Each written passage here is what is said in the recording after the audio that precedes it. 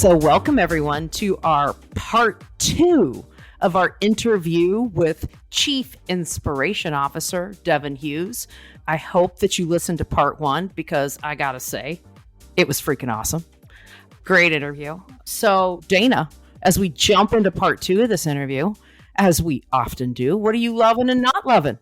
I am loving that it is now outdoor tennis season in the Boston area. And I just love tennis. And it's so nice to be back outdoors. Love it, love it, love it.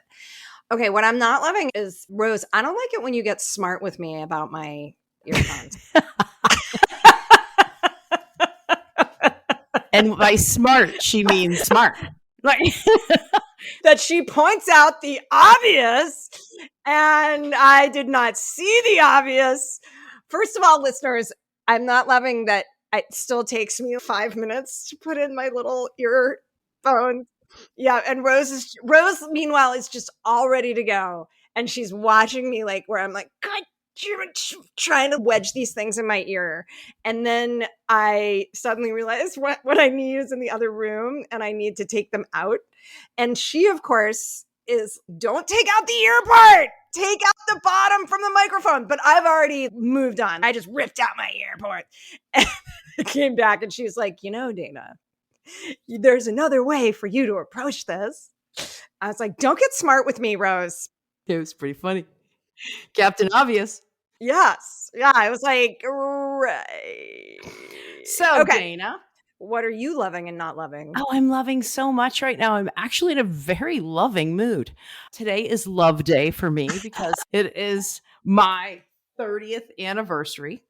So I have been with my lovely husband for 30 years now, through all the ups and downs and goods and bads, and mostly ups. That's why we're still here for 30 years. Right? The ratios. Yeah, and I'm getting ready. I was planning a trip for us to take to celebrate the very big milestone. And then the other thing that I'm loving is I so love, and the dudes that are listening to this are going to be like, oh, I can't relate to this at all. But so I'll give a dude I love, and I'll give a girl I love. Like the girl part the Met Gala gowns, I can't get enough of watching them. I think the creativity, if nothing else, is mind-blowing. And then there's always like one, I remember Blake Lively a few years wearing like this gown that looked like the Statue of Liberty, but didn't because it was so classy. But whatever, we don't need to go back a few years. But having said that, like I really enjoy the creativity that comes with the Met Gala.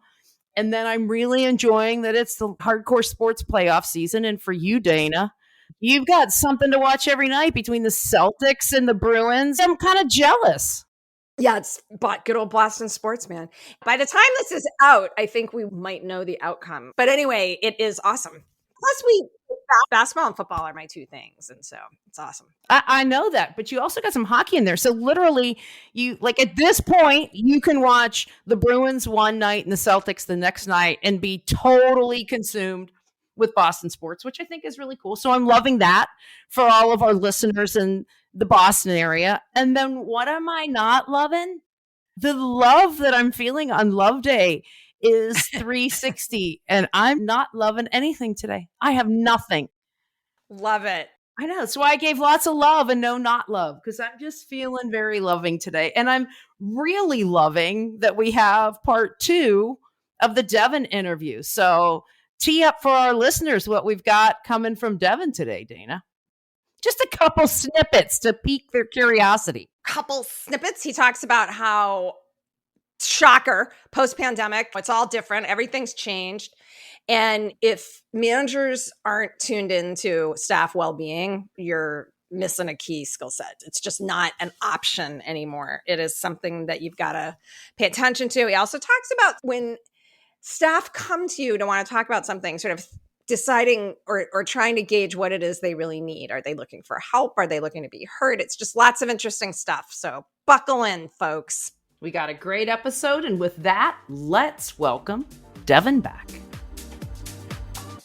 I was reading one of your recent articles, and you noted in the article that it's not just that social connections are good for us, it's that loneliness is fatal. So my question is, what are your thoughts when you take that quote in the world of fully remote work models. I think we're all kind of figuring out how to do the hybrid models. And the trend of being less connected, how are things trending? And from where you sit, what's working and not working? And the various models, in person, hybrid, and fully remote. Yeah. So I'm open to what makes sense. I don't think you're going to put the genie back in the bottle around remote. Right. Again, there's always nuance in that. But let me give you a little bit of context before I answer that, if that's okay. Totally. Because this is really important. I'm really, the World Happiness Report just came out. The US is 23rd in the world. Mm-hmm. That's the first time in the history, if they've been studying happiness, we're out of the top 20. Oh, wow. So the richest country in the world is going the wrong way. So we got more unhappy people right now in the US than we've ever had. Now, let me keep going. I talked about loneliness. Again, whether you know it or not, we do have a loneliness epidemic in America. We've got more lonely adults in the United States of America than we've ever had. We've got more lonely adults in the world than we've ever had. And for example, the UK now has a minister of loneliness in government. No. Wow. Yes. Oh, yes. Wow. This is real talk. Wow. Now, when I was there recently and I noticed this and I almost fell over, I thought it was a joke. And then I asked the person I was with, is this real? And he said, yes, I'm in a park in the UK and I look over and there's a bench with a sign. And on the sign, it says, the happy to chat bench. Sit here if you don't mind someone stopping by to say hello. I have heard of this. I'm so psyched you actually saw it. It actually exists out there. So I'm like, you mean we need benches in parks with signs encouraging humans to be human? Put the phone down and let's have a conversation. So my point of all of that is, I was on the fringe of it. And then I saw this. I'm like, oh my, wow, this is who we are. So yes, the loneliness epidemic is real. We are better when we're together. We hear all the time about social animals. We're better when we feel it's all true. Mm-hmm. And I also know that we collaborate more, we iterate more, all of the other stuff. We feel like we're part of community, which we don't have, which is why I referenced those data points earlier that we don't gather like we used to. I'll give you one more. So, did you know, and maybe you do, that we have professional cuddle societies right now? No. Yes. I'm into this like 1,000 feet now. When I saw this, I'm like, oh, I got to go here. In New York, you can hire a G-rated couple cuddle session for up to $450 a session. Someone will come to your place of residence or your hotel and just hold you. Oh, wow. Oh, my God. We're so starved for connection. And then I saw a quote by a young lady. She's a professional cuddler, by the way. Who knew that was a job? She said, why isn't there a Starbucks for hugs? I love it. Well, and you even see this, Devin. There are those viral videos about someone holding up a sign that said, free hugs. And people start coming over. And then all of a sudden, it's really this just huge gathering of people hugging. And people do need it. And it does feed people's souls. Now, there's a spectrum, of course. There's people who want more physical affection than others. There's introverts, there's extroverts. But there's something there that we all need it. And we know that's evidence-based. So that's my dilemma, is that here we are, and then I'm not anti-remote, even though I know we're better together. So in the context of that discussion, assuming we're hybrid or whatever, how do we create? Because I have seen data that the individuals that are purely remote are very lonely, isolated, and disconnected, and they don't feel the close affinity to the relationships with other people. And I saw a data point just recently that their opportunity for advancement and raises is lower. Yes. Yeah. That makes sense. Because leadership and management, though we try to make it an absolute science, there's art, and that's based on connections, just like everything we've been talking about. We want to, as leaders and managers, connect. And right, wrong, or otherwise, those you connect with are the ones you give assignments to. And the assignments, if they're responsible contributors, they get done really well. And then that creates trust, both the foundational and the emotional trust, what leads to more opportunity, and the opportunity leads to advancement and raises. And I don't have the stats behind it, but I can absolutely acknowledge that rightly or wrongly, that influences how people assign opportunity and advancement. You don't want to promote someone who you don't feel confident can handle the increased responsibility and the increased demands of that role. How are you going to have a feel for that if you don't interact with them regularly? In that sense, building that confidence that a person is ready can be hard to do when it's fully remote, I would think. And there's something that clearly proximity bias is real. Exactly. That's Rose's point. Like, rightly or wrongly, it is there. It's like a Wi-Fi signal. I'm just going to feel, and I won't even know how to describe it. I'm just going to feel more connected. Oh, I love that metaphor. Because the signal's stronger. I'm around, right? And again, invariably, Bill's nice, but I don't know. Until you use language like this, there's just something about Rose. I don't know. She just seems like she gets it. That's right. Yeah. That's right. And so how are you going to create that? As me, as an individual contributor who wants advancement, how am I going to help the powers that be understand that I get it and that I'm good at this? Yeah, which is a challenge.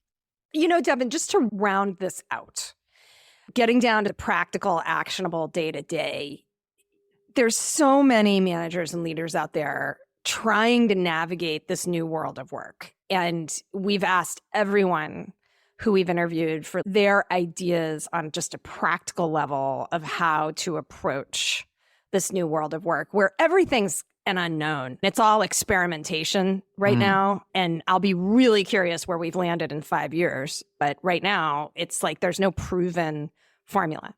So what would you share with that manager or leader, or I think they're both in one person, if they're feeling overwhelmed with this new world of work? Yeah. So, a couple of things I think top of mind and just go. Number one, I think being contextual relevant for where we are. If well-being is not a part of your toolkit, you're tone deaf to what's going on right now. It'd be a manager and a leader.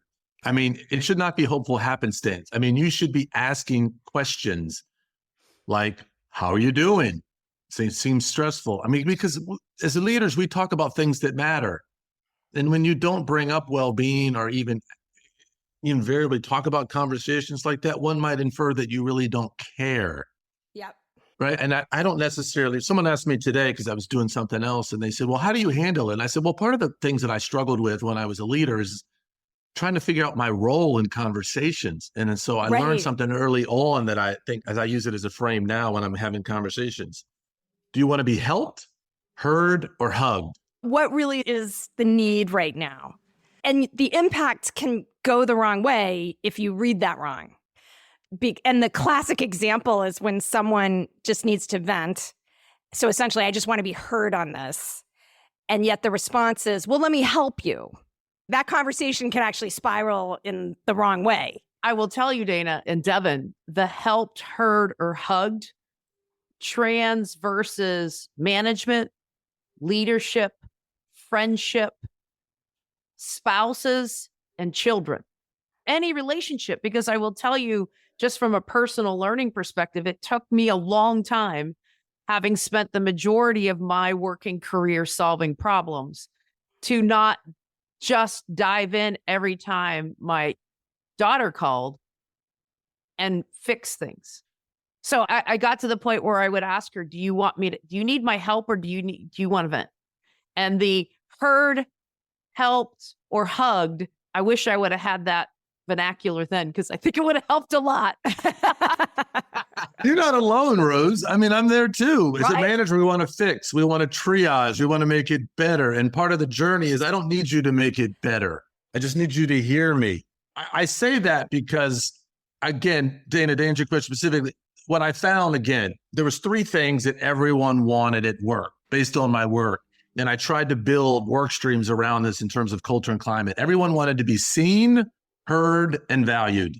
Seen, heard, and valued. And then under seen, heard, and valued, what could we do to operationalize it to create, an environment where people clearly could be seen? What does that look like? Does that mean have a, stealth project, have a voice in meetings, lead meetings, all that stuff was in the nuance, which was not easy and it was situational, but that's where I tried to spend a lot of time discerning between what different people on my team needed. the other day I was asked, I was doing a keynote and a woman in the back of the room, I don't know, it's probably 500-600 people, grabbed the mic and she says to me in front of 500 people, she goes, Devin, what's the most important job of a leader? Okay. Everyone's kind of leaning in like this, you know Like what I mean? this? And again, profound, not profound, that's all up to interpretation, right? I said, and I quote, to eliminate fear from the workplace. Do tell more. I said, eliminate fear. Fear for people to be safe to be themselves, safe to speak up, safe to take risks. And so, again, that was the frame of that conversation. As a leader, can I eliminate fear? Because when I look back anecdotally at my career, when fear was rampant in the system, I'd be less likely to raise my hand, to volunteer, to push back, to devil's advocate, to be contrarian, to want to get along. It's interesting because Dana and I have a specific pod on psychological safety, which interestingly enough led to a workshop. And I think your answer is illustrative of how important this is becoming in the workplace, how it's always been important, but now it's getting a bigger, brighter light shine upon it. So I love that answer, by the way. Love it. Let me share, Devin.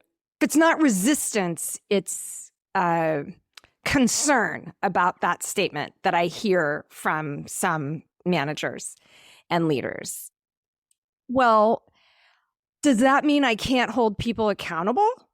Does that mean I can't share the fact that they've made a mistake that's had a lot of impact? Are you saying I can't do any of that stuff? I will get that. And I'm just curious if you've gotten that and how you respond. I know how I respond, but.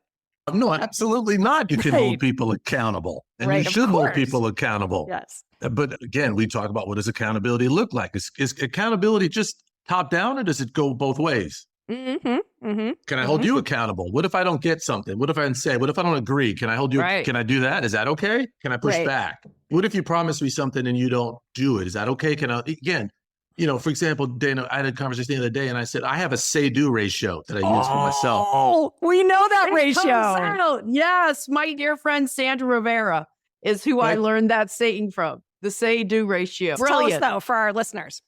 Well, I mean, just again, the ratio of what you say and what you do. And if the ratio is upside down, if you say more and do less, then again, emotional trust, all the other stuff, so you're not credible. And then so, in other words, I use that as an example. It's really hard to hold me accountable if your say-do ratio is not 1-to-1. Right. Because if you say a lot, big talk and little action, you're not really in a position to hold me accountable because you don't even hold yourself accountable. That's right. Right. You're certainly not role modeling. Yeah. No, it's all those micro interactions matter. And I think people don't realize as leaders, we're doing a calculus. It might be subconscious, but we're doing it for sure. Yes. Or even like what you say, is it really credible? Is this for me? Am I questioning your intentions? Does he really have my back? Why is he putting me in that? All of that stuff matters. So I do think it's a big deal. When someone raises that kind of concern, I'd say exactly what you say, which is, of course, we're still holding people accountable and we're still having tough conversations if we need to, but it's done with respect and it's a two-way conversation, to your point. So I answered that because, again, this conversation now that I didn't expect to blow up after I said that, then it like, whoa. So she said, so, okay, less fear, more what? So she was going back. She's like, and I said, less fear, more what? And I said, less fear, more love. And I said, not romantic love. I said, agape, right? A-G-A-P-E, right? Mm-hmm. This ancient Greek form, it's the highest form of love and charity, that you love what you do, right? You love your environment, like this sense of interconnectedness, like this is a part of this community that's been around. And again, that took the conversation another place, but I said, so that's ideally what we'd want. And I said, but again, that just doesn't happen. You have to be intentional. So what I did from that, I'll be brief, as I said, I went out and did 100 interviews. And I said, tell me a time when you were fearful at work. Tell me a time when you felt loved, nurtured, cared for. If you would have seen the reaction of the people that I interviewed when I said, tell me a time that you were loved, cared for, nurtured, valued. It was literally like this. You mean like this year, or like, you mean like in my career, or like the hard drive is like melting. It's literally like the hard drive just stopped. It just Like, crashed. what are you talking about? And by the way, Rose and I asked that question a slightly different way in our psychological safety workshop. And the energy is just so different. But we didn't quite ask it the way you did, which I totally see why it makes people like stop in their tracks. We just said, think of the best team you've ever been on, where you were able to be your best self and contribute. And then the energy in the room as they talk in their groups is like just, it's like a fever pitch. Positive. And then if you ask them the opposite question, now think of the worst team you've ever been on. And it was like the energy. Oh my God, the energy would change. Just spiraled. Hey, Dana, maybe let's pivot to some DEI conversations since agreed. Devin has such great experience there. Yeah. And you've lived it, Devin. You've worked in the space. There's so many ways we could talk about this, but I know many people of various races and ethnicities who genuinely believe in the value and importance of DEI at work, but they also feel stuck or nervous about how to actually act on it for fear of saying the wrong thing or doing the wrong thing. And what's your take on that? I don't know if you want to share advice or if you've seen this as well and how you talk to people about this. Yeah. So, I mean, it's interesting for me. It's near and dear because I show up in spaces for the most part and people don't know my ethnicity. Yeah. They don't know my father's African-American. You wouldn't know that the way I show up in spaces. Yeah. So I get this all the time. Like, I mean, I had it today. Man, you're kind of like really into this DEI stuff for a middle-aged white dude. Like, I mean, what's the story, bro? Like, what's the deal? Like, I mean, you're so literally. Or I'll get like, hey, what's up with the music? I mean, how do you know, like, what's up with the Biggie and the Tupac and the and the Mary J. Blige? Like, what's your story, man? Oh, like, those are some good names there. I'm just saying. Those are some good names. So it's interesting because they come into the conversation based on how I show up in spaces and they make presumptions about me. Yep. And they don't know they don't know where to put it. So I'm like, and so I only say that because I'm like the poster child of that because I grew up in a predominantly Black neighborhood. My experience is kind of who we are. But full circle to where we are right now. Yes, the DEI conversation in certain states or zip codes is very different. I get to travel, right? And the states are reproductive rights, book bans, DEI. And so, again, I'm not tone deaf. I just had a conversation the other day, and maybe this helps, with a DEI practitioner in a southern state. How's that? And he said, Devin, it is the equivalent of the Underground Railroad right now on DEI. Oh, wow. We're doing the work, but we just don't talk about it. We don't have the resources. We can't celebrate it. The work is being done. We just have to be very careful about what we say and what we don't do. One more anecdote. SHRM. We know SHRM, right? Society of Human Resources. Yeah. They don't even call it DEI now. It's called IED. So we're wordsmithing it for semantics because the word has been weaponized so much. So I guess to answer your question, I mean, I'm very passionate about it. I think sometimes we get fixated on race and all of that stuff. My DEI is the full spectrum of the humanity. So generational, pray, love, extrovert, introvert. I've always thought you could create a workplace where human beings feel like they're seen, heard, and valued. So I've been doing the DEI work for the last 15 years. I just didn't have the language. That's actually really interesting because one of the things that I wanted to ask you was specifically about the backlash, right? We're seeing Elon Musk and Mark Cuban battle it out on Twitter. We saw Bill Ackman come out with some pretty direct contrarian, I'd say, opinions on it. So it historically has a lens that rightly or wrongly is race and gender driven. And one of the topics that's now coming up is equality. How do you create equality for all is what you're poking at.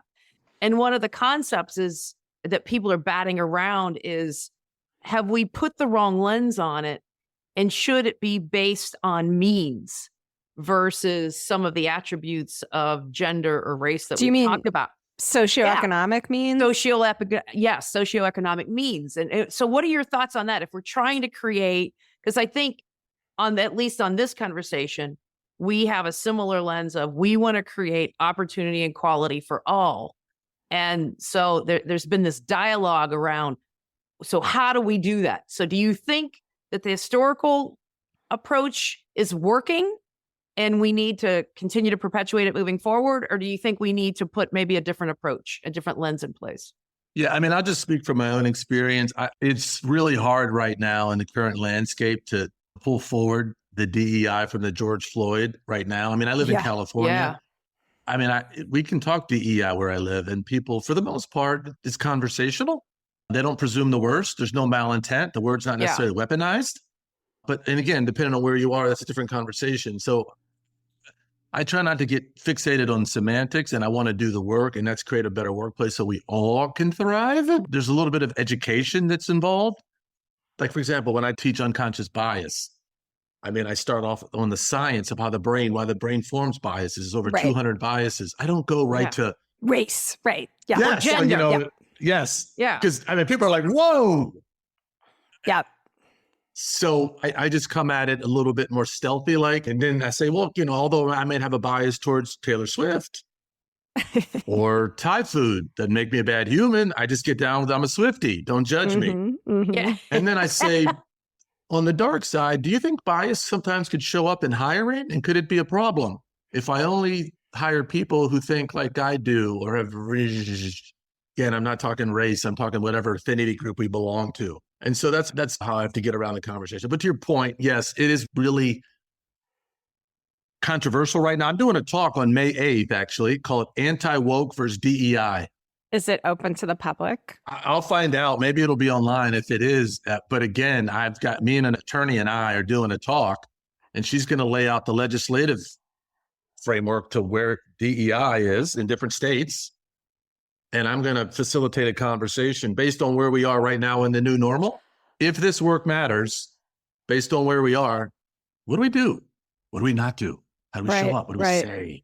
So thank you for spending this time, Devin. No, this was excellent. I can always tell how much I enjoy it based on how many pages and notes that I take, and because that captures my learnings. And dude, I got like a whole page back and front of like little things that you said and little hot takes and nuggets that I took away from the conversation. So thank you. I wish we would have talked 10 years ago. You would have saved me a lot of time, and I would have made a lot of progress a lot quicker than I did. Well, and for That's me, awesome. it's just wonderful to spend some quality time with my college buddy. So is this like are we ever going to get the band back together? I mean, occasionally like Andy Cohen has the reunion show on like Bravo. It's funny you say the that. Housewives, but that's We- the Yes. Housewives. Yeah. Yes. Well, it's funny you say that because Rose and I were like, how can we get all our podcast guests together? Because that would be a really great gathering. So you never know. And Devin, let's stay in touch, more frequent touch. Hey, all I know is if you get the Colgate band back together, I just want an invite. That's all. Maybe we can get a Nittany Lion in there with the Colgate folks. Right. Perfect. All right. Ciao, brother. This was fun. Thanks. Bye. Bye-bye. Bye. Okay, yet another really rich talk, an episode, and there's a lot there. So, Rose, hot takes. Where are you? There were a couple things. The first thing that I loved, connections are good, loneliness is fatal. How powerful is that? And you could tell the passion that he had around the topic. And he talked about, the US's position dropped to 23rd in the world happiness indicator since they started measuring it. It's the first time they were out of the top 20 ever. And that the richest country in the world is going in the wrong direction. More lonely adults, that it's an epidemic worldwide. And then I loved the I'm happy to chat bench in London. And I know that's not a hot take in terms of leadership and management, but there is this gap and this need for connection as people stare at their phones too much and don't engage with each other, that the happy to chat bench really resonated with me. If there was one, I'd be like all over it. I'd be like waiting for people to sit down and be like, slide on in. Hey, you want to chat? What's up? Who are you? Tell me about you. I'd be so into it. And then the link to like the professional side where he talked about the models of all in, hybrid, and fully remote, and how the fully remote population is as surveyed are lonely, isolated, and disconnected.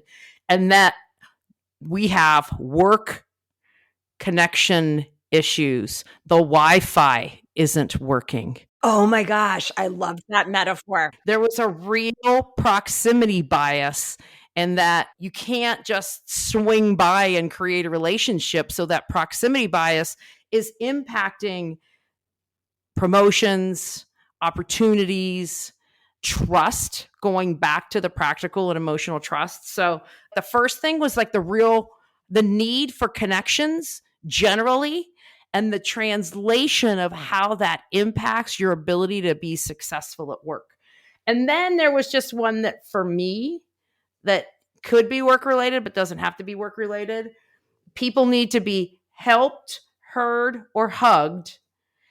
And then at work, they want to be seen, heard, or valued. So that, like, I see a matrix forming in my head that I'm sure I'll draw at some point, but that all of those attributes are emotional attributes, and that emotional trust comes back into play. Those connections come back into play, and it affects your impact, your connections, and your effectiveness at work, your contribution. How about you, sister? Here's something Devin's really good at, which is being able to say something in just a phrase that people like myself have to use 70 words to say.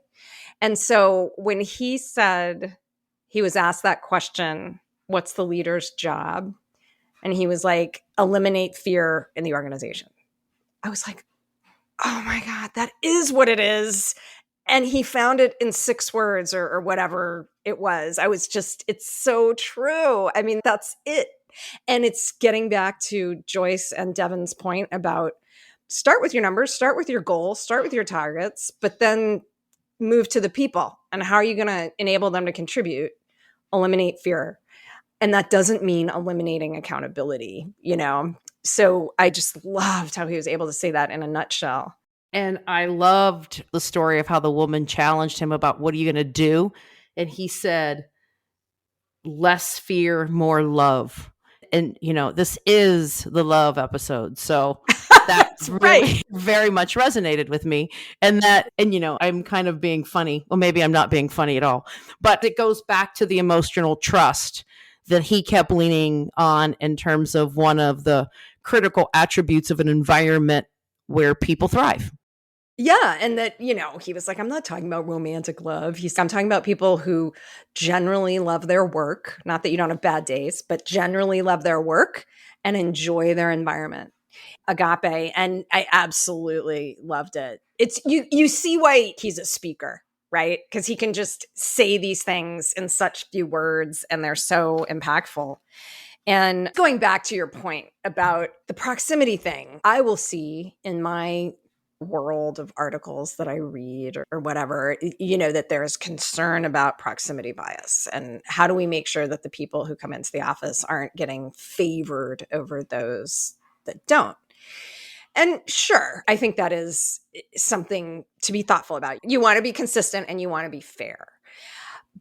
There's no denying, though, his point about the Wi-Fi signal, that if I have interacted with you in person, the signal's stronger. It just is. And so I think it's recognizing that. And then it also makes me think back to the Esther Hahn episode where she was saying, like, we're all over the place. I couldn't ask everybody to be in the office 1 day a week anyway. So I pull everybody together every quarter for 2 days. So it's, what are we going to do now so that those signals can be strong between each other? Very thought-provoking. And I think it's a bi-directional challenge. Meaning, as a management or leadership team, you have to, I think it was in the Rowley episode. He said, you have to define your policy. What is it? What are you going to do? And you got to stick to it. Joyce said the same thing. Be clear on your policy. Point 2, if you have a very distributed workforce, how can I intentionally create that emotional trust? And then 3, as an employee, if I am feeling like I don't have those connections, I'm sorry, you are accountable for helping develop them as much as the leader or the manager is. So what action am I going to take? Am I going to go into the office on occasion if I'm hybrid? Am I going to be there when I need to be there and create the relationships? Am I going to show up at the quarterly face-to-faces that Esther was doing? Am I going to put intentionality behind and with the conversations that I'm having so I can build that emotional trust. So lots of opportunity for improvement in this new work world.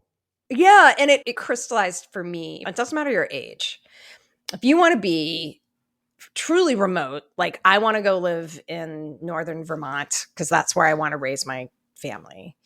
Or if you just have the option to work mostly remote, even though you could get to the office, but you're given the option. I was like, I think you just have to really think about what you want your future to be and what are your career aspirations. And there's no right or wrong to that. But I was really found it very refreshing when I was working with an organization last year. I was helping facilitate an organizational retreat. And I was talking to this one young man, young meaning early 30s. And I said, well, where are you based? This organization is based in DC. And he's, well, I'm in Colorado now. But he said, he volunteered. I know that limits my opportunities in the organization, but it was the right thing for me. And I was like, that's all we need. We need people to just be completely aware of what their choices are and that you can't have your cake and eat it too. Make your choices, but then also understand that might limit you in certain ways. And that's okay if that's the life you want. Yeah, I think every time often people try and paint scenarios very black and white. Like this is what you have to do because this is perfect for your career and this is the engagement that you want. And sometimes it's just that there isn't good fits. So if the company is asking you to be in the office 4 days a week and it's not in line with your personal goals, then that's not the right company for you.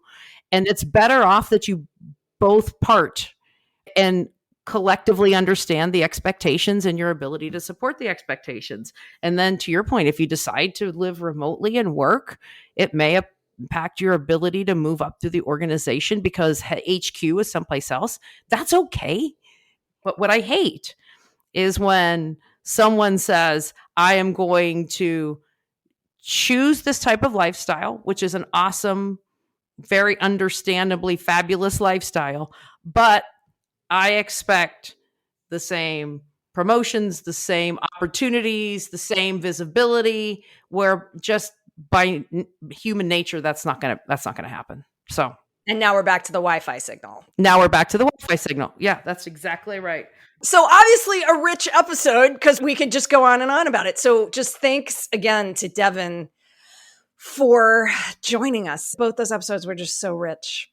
So rich. And I just was really excited because that's the first time that I ever met a chief inspiration officer.